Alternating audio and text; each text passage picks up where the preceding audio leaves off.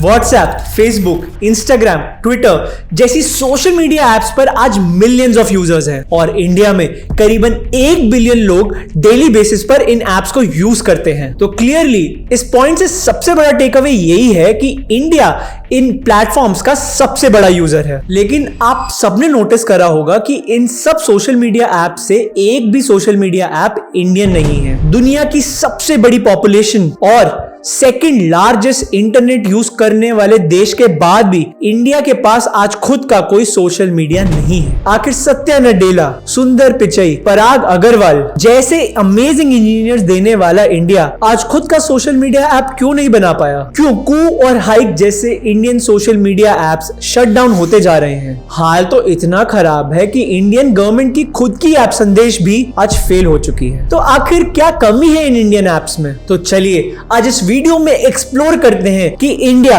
कभी खुद का एक सोशल मीडिया ऐप बना पाएगा या नहीं। तो जैसा कि मैंने वीडियो में बताया कि आज जितनी भी सोशल मीडिया एप्स हम यूज करते हैं वो सारी की सारी फॉरेनर कंट्रीज की होती हैं। व्हाट्सएप, फेसबुक, इंस्टाग्राम कोई भी पकड़ लो, ये सारी की सारी ही बाहर के देश की है। लेकिन बहुत सारे इंडियंस आज इनका यूज करते हैं। अगर आप फेसबुक का ही डाटा उठा के देख लो तो फेसबुक के 700 मिलियन एक्टिव यूजर्स सिर्फ इंडिया से ही हैं। मतलब इस बात से एक चीज तो क्लियर है कि इंडिया में सोशल मीडिया यूज करने की ऑडियंस तो है जो कि सोशल मीडिया प्लेटफॉर्म्स के लिए अच्छा पैसा बना कर देती है, पर यही एप्स बदले में क्या देते हैं? Data breach. जैसे 2021 में फेसबुक ने 6.1 मिलियन यूजर्स का, जो कि इंडियंस ही थे, उनका डेटा लीक कर दिया था। पर फेसबुक अकेला नहीं है, इंडियन गवर्नमेंट ने तो व्हाट्सएप और इंस्टाग्राम जैसी सोशल मीडिया एप्स पर भी डेटा ब्रीच करने के लिए फाइन लगाया था। तो इससे एक बात और साबित होती है कि जितना ज्यादा हम इन सोशल मीडिया एप्स पर एक्टिव हो रहे हैं उतना ही हमारा डेटा खतरे में होता है ब्रीच के। हमारा डेटा फॉरेन कंपनीज के लिए एक एसेट बन जाता है जिससे वो मैलिशियसली यूज करते हैं, तो चाहे वो पॉलिटिकल कैंपेन्स के लिए हो या वो साइबर फ्रॉड के लिए। तो डेटा ब्रीच के इंसिडेंट्स हमें एक चीज दिखाते हैं कि ये फॉरेन कंपनीज हमें और हमारे डेटा को कितना लाइटली लेते हैं और साथ ही साथ हमारी अपनी, जी हाँ, अपनी पर्सनल और सेंसिटिव इंफॉर्मेशन के लिए कितने खतरनाक है। तो अगर सोचो इंडिया के पास अगर खुद की सोशल मीडिया ऐप होती तो हमारा खुद का डाटा और हमारी प्राइवेसी हमारे खुद के ही सर्वर्स जो कि इंडिया में बिल्ड होते उस पर सेफली स्टोर होता और हम अपनी प्राइवेसी पॉलिसी को अपने लॉज और वैल्यूज के हिसाब से इन्फोर्स कर पाते। साथ ही साथ हम अपने डेटा को काफी अच्छे से सेफली प्रिजर्व कर पाते और प्राइवेसी की जितने भी कंसर्न्स आते वो सारे के सारे हट जाते। एक इंडियन ऐप होने का मतलब तो सोचो कि जितना billions of dollars of revenue in social media companies को जा रहा है जो कि पूरी की पूरी फिरंगी है, वो सारा का सारा पैसा इंडियन इकोनॉमी में आ जाता। लेकिन अब एक सवाल उठता है कि हमारे इंडिया के पास एक ऐसी ऐप क्यों नहीं है जो कि बेटर प्राइवेसी और सिक्योरिटी के साथ हमारा डेटा आगे लेके जा पाए। इंडिया के पास एक स्ट्रॉन्ग टेक इकोसिस्टम है, स्टार्टअप्स यहाँ हर महीने लॉन्च होते हैं और लोगों में एंटरप्रेन्योरशिप का भरपूर पैशन है। और जैसा कि मैंने पहले बताया कि इंडिया में तो नो डाउट बहुत सारे टैलेंटेड इंजीनियर्स हैं, फिर भी सोशल मीडिया प्लेटफॉर्म्स की रेस में हम काफी पीछे हैं। पर ऐसा नहीं है कि इंडियंस ने कभी ट्राई नहीं करा ये ग्लोबल सोशल मीडिया एप्स बनाने का। आपको 2012 की हाइक ऐप तो याद ही होगी। उस टाइम पर हाइक इतना पॉपुलर हो गया था कि वो उनको व्हाट्सएप का कॉम्पिटिटर बता रहे थे, जिसकी वैल्यूएशन 1.4 बिलियन डॉलर्स की थी और जिस पर करीबन 35 मिलियन यूजर्स थे। साल 2020 में जब ट्विटर इंडिया में कंट्रोवर्सी में चल रहा था तभी एक इंडियन ऐप ने उस सिचुएशन का फायदा उठाया और वो ऐप थी कू। दिल में जो भी हो कू पे कहो।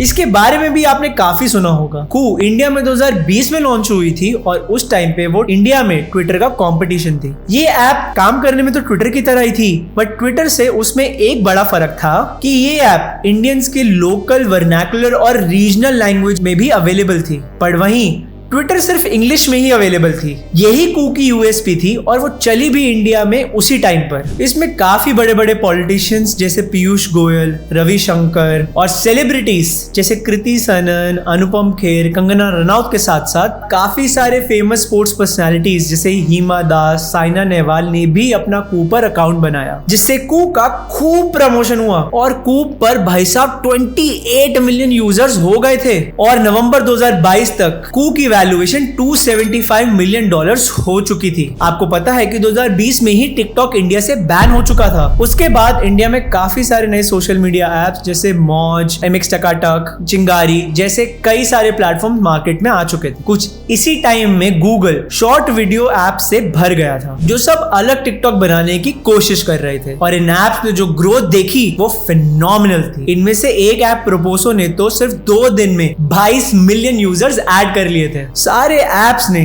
टिकटॉक जैसे सेम UI और UX और उसके साथ साथ इवन सेम फीचर्स भी दे दिए थे। लेकिन इतने सारे ऐप्स आने के बाद भी इनमें से कोई भी ऐप सस्टेन नहीं कर पाया। इतने बड़े यूजर बेस के बाद भी ये सारे के सारे ऐप्स कुछ टाइम बाद बंद हो गए, या फिर इन्होंने अपना बिजनेस मॉडल पूरी तरह से बदल दिया। जैसे चिंगारी ने तो 18+ कंटेंट पे शिफ्ट कर लिया, जो कि आज उनके लिए काफी सक्सेसफुल है। उसके साथ साथ एक और ऐप मित्रों ने 2021 में वीडियो एडिटिंग पर शिफ्ट कर लिया था, और आज तो कू और हाइक जैसे काफी सारे ऐप्स शट डाउन हो चुके हैं। आखिर ये सारे ऐप्स बंद क्यों हो चुके हैं और इन सारे ऐप्स में क्या कमी थी? इंडिया में जितनी भी शॉर्ट मीडिया ऐप्स लॉन्च हुई वो सारा टिकटॉक या ट्विटर का कॉपी पेस्ट थी। शुरुआत में तो ये ऐप्स चल गई क्योंकि ये टिकटॉक जैसी सेम ही थी, तो स्टार्टिंग में तो इनके ऐप्स पर यूजर्स का काफी बड़ा इन्फ्लक्स आया। इन ऐप्स को स्टार्टिंग में तो दबा के फंडिंग मिली, पर जैसे ही इन ऐप्स की इंटरनल एक्साइटमेंट खत्म हुई तब ये ऑलमोस्ट बंद होने की कगार पर आ गई। इन्होंने मैक्सिमम यूजर्स तो सिर्फ इन्वेस्टर्स के पैसों से ही एक्वायर करा। अब आप टिकटॉक का UI UX तो कॉपी कर सकते हो, पर जो इन कंपनीज का एडवांस AI इंजन है जो कि यूजर्स को पर्सनलाइज रिकमेंडेशंस देता है, आप वो कैसे कॉपी करते? वो ये ऐप्स कॉपी नहीं कर पाई। इसकी वजह से टिकटॉक के पास भी यूजर्स अभी तक हुक थे